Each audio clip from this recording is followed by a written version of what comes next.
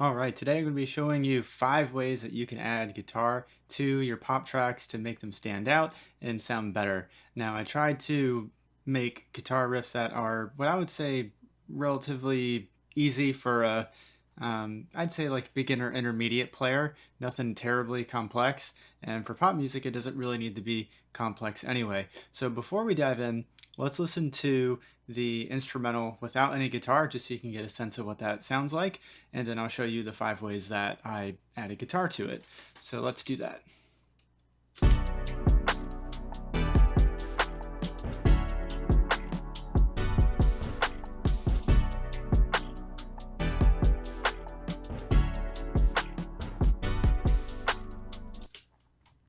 All right, so nothing terribly complex. A lot of this stuff I just got from Splice and put together just to make something sound good in a quick amount of time.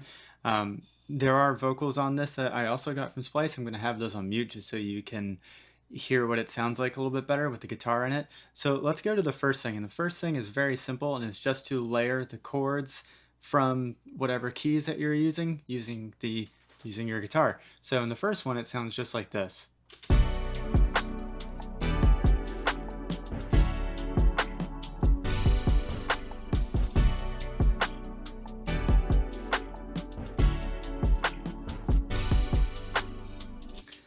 Okay, so it's just following the chord progression. So if we're going from B minor, now I do a B minor 7. Now these, I'm not going to go over like the specifics and how to form these. They're the basic chord shapes that you would find. Just look up a chord chart, or I'll link one for you, and just follow along. But I'm just doing a standard B minor 7 chord shape, just like that. You could do a regular B minor, just without the 7, that would be fine. And then that is going into a D major 7, like that. Now you can do a D major 7, or you can do a regular D major, just like that. I just like adding the 7s because it adds a lot of color to it. And then I go into A major, and then G major, just your standard bar chords. So looped together, it just sounds like.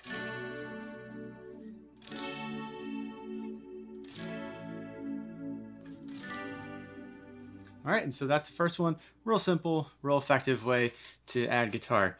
The second way is more from I used to play a lot of rock, so this kind of stems from that, but it's a neat way to add a little bit of angst to it. So let's listen to that.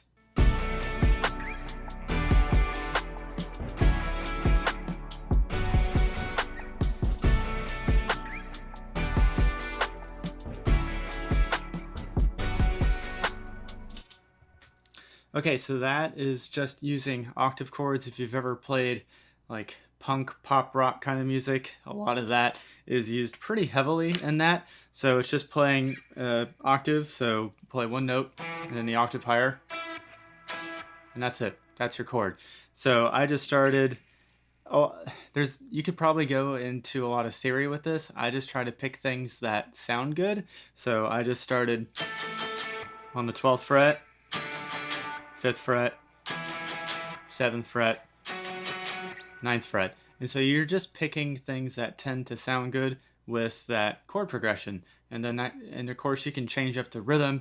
You can do all sorts of things. You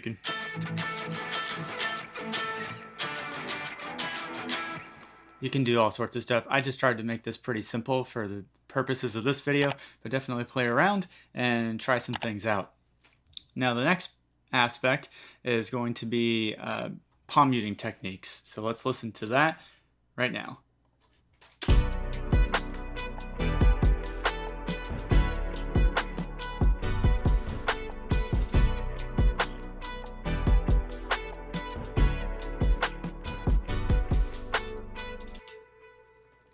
All right, so very simple for the most part, just a bunch of palm muting.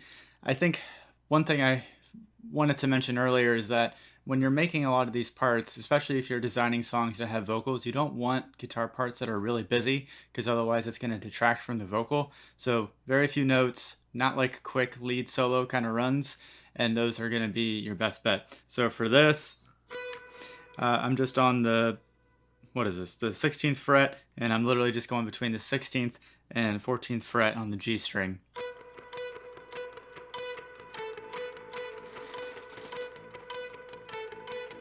I'm going to try to zoom in. I have a pretty wide angle camera lens right now just to try to capture everything, but I'll see if I can zoom in so you can kind of see what I'm doing on the fretboard there. But that's it. That's all I'm doing for that. Very simple, very straightforward. All right, the next one, let's listen to that. That kind of uses open chords, so let's listen to that.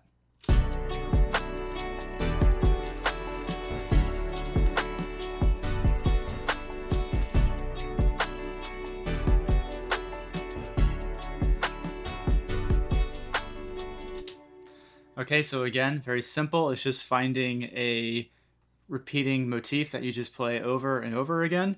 And then just as long as it sounds good with the progression, you got a pretty good thing going. So basically all I did for that is I did an open progression. So open D string, 7th fret on the G and B string, and then open E string and just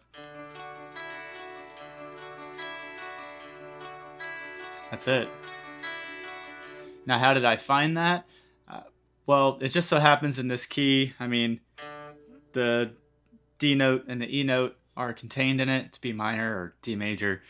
Again, not going to get into theory of it, but anyway, I can keep those notes open. I can alter what I play on the G and the B string. So, I mean, I could do like a D. I could slide that up. I could slide it up again and change the notes. So I'm back on my 7th on the G, 7th on the B. So a lot of it's just playing around. You might find things that don't sound very good, or it might sound deceptively good. Who's to say? It's all about experimenting and finding things that work out. That's it.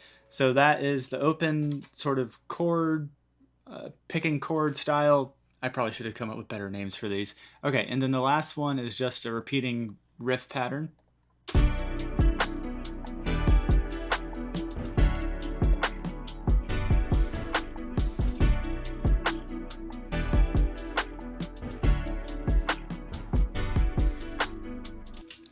All right, again, it's very repetitive, but again, the chances are you're going to be having vocals on top of this, so it's not going to be, it's not going to sound that repetitive because it's not going to be a primary, it's not going to be a primary instrument, and it's not meant to be. It's just supposed to provide layering. So for this, all I did was, oh, where was I? Ah, there we go. Okay, so 7th fret, I'm basically doing hammer on, pull off on the 7th and 9th fret on the G string, and then 9th on the D string.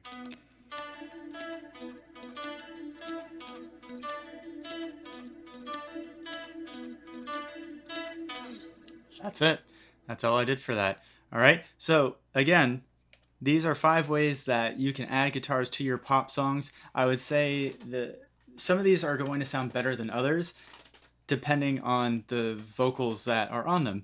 So what I'm going to do now, I'm going to add in the vocals, and we're going to take a listen, and I'm curious, so put in the comments which one of these do you feel like fits better with the vocals that are on top of it. So I'm going to play the vocals without the guitar, with the guitar for each of the ones, and then we'll cap off the video for today. So let's take a listen.